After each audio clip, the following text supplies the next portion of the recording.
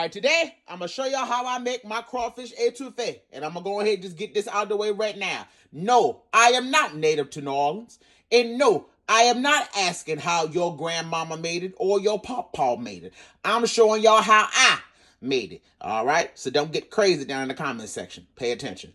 For your Holy Trinity, you're going to need celery, 2 green bell pepper, 1 sweet onion, 2 red bell pepper. To slap your mama Creole seasoning, I'm using the spicy. You can use the regular. It's completely up to you. You're going to need the garlic powder, onion powder, your crawfish tail meat. You want to make sure that's unthawed. Accent, black peppercorn, cayenne pepper, 2 sticks of unsalted butter, and some all-purpose flour. You see that? You see that? You see that? Don't ask me for the damn ingredient list. Now come on so I can show you how I make my crawfish etouffee. And baby, when you got to do this much chopping, I love using this little machine here because it just makes my life a lot easier. I'm able to just get it all done and everything can be all chopped to be the exact same size. So let me get all these veggies done and I'll be right back. Alrighty, first things first, I'm going to add in my 2 sticks of unsalted butter and allow that to melt down. Now, this is about how much of the Trinity mixture I'm going to be using. I definitely have about a half of an onion left, 1 stalk of celery left, a half of a red bell pepper. So honestly, you guys, there is no real right or wrong way of doing this. I pretty much just kind of filled this up. I would say that this is probably about 3 cups worth of the Trinity mixture altogether. And I'm going to go on ahead and add that in. Right now, what we want to do is get these veggies nice and soft. Now, I'm going to let you know something right now. A good etouffee is going to take you a little bit of time because you want to make sure that these veggies get very, very soft. You want them to essentially damn near turn into mush. And because you don't want the butter to burn, you need to do this low and slow. So just take your time. This process will take anywhere between 20, maybe to 25 minutes, but just keep mixing it around. Alrighty, you guys, these have been cooking for about 25 minutes and they look absolutely beautiful. This is exactly what you want. You want them to be nice and soft.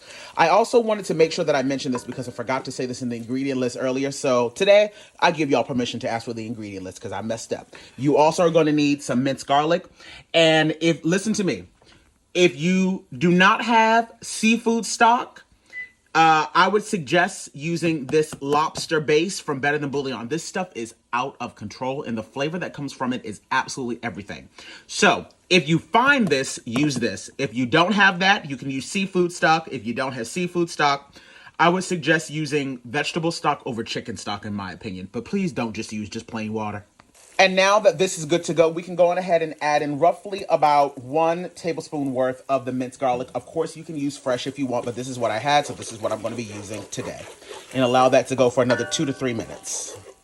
All right, this is looking great. So what I'm going to do now is I'm going to go on ahead and just push all of the veggies over to one side. Because what I'm going to do now is I'm going to add in the flour so that I can go on ahead and start to make the roux. If you don't know Roux, she's a very nice lady, and I'm going to teach you how to get acquainted with her right now. Because I don't know what's going on with this idea of people making etouffee with tomato sauce. I don't know where y'all got that from, but that is not how it's supposed to be. You need to make a roux. So this is how you make her. Now that you spread everything over, make sure your temperature is down on low. I'm going to start off with a half a cup of flour, and I'm going to give this a little bit of a mix right into the butter.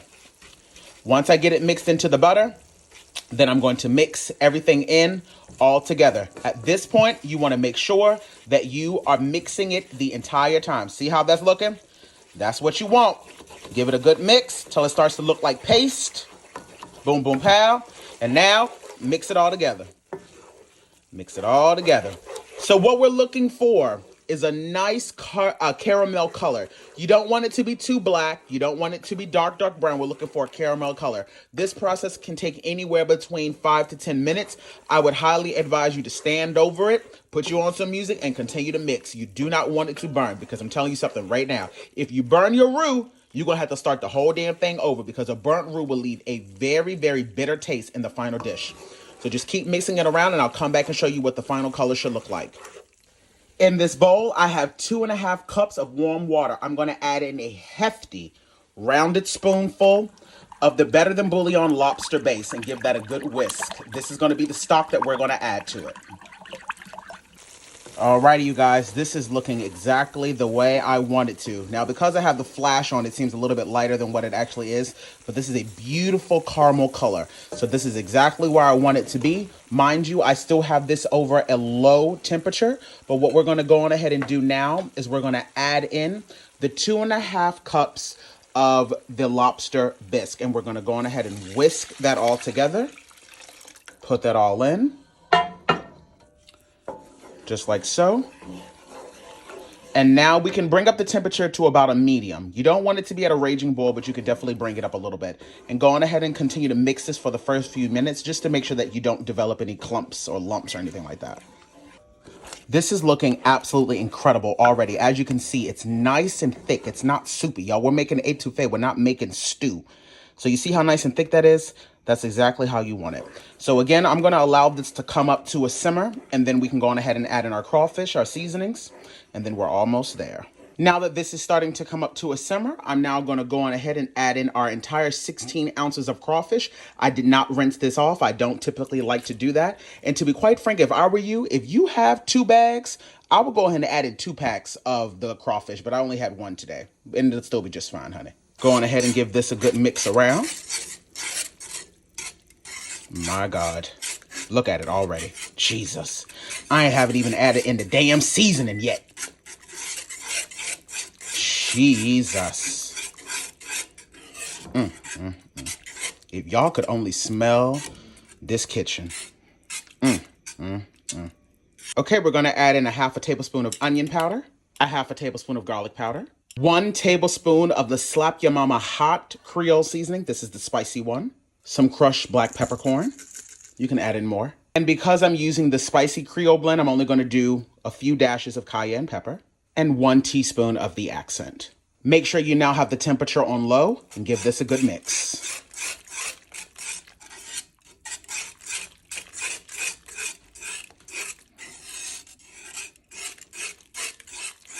My God.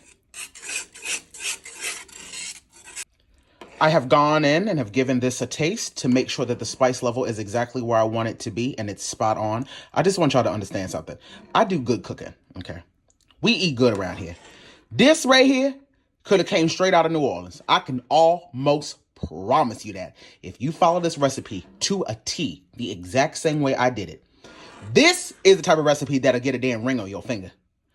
Baby, this the type of recipe that'll get you that old nasty sloppy toppy. I ain't even gonna lie to you. I ain't gonna hold you. This the type of recipe that might end you up with a little bit of sticky, icky. All right, bye.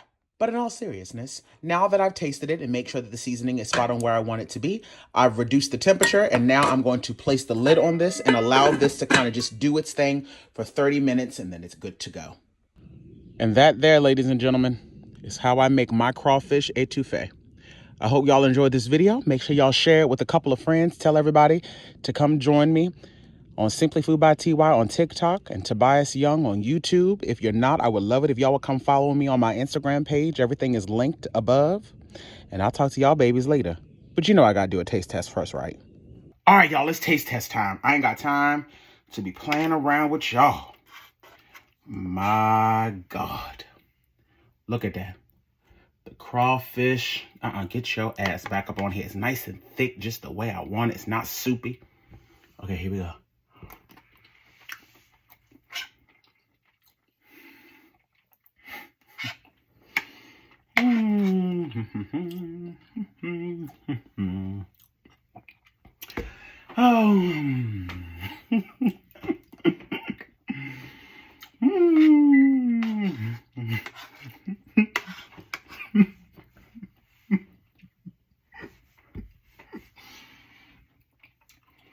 Let me tell you something. Baby, this shit is so damn good. I'm like, do y'all see a tear? It's spicy. It's creamy. You can taste the hints from that lobster base. This is everything.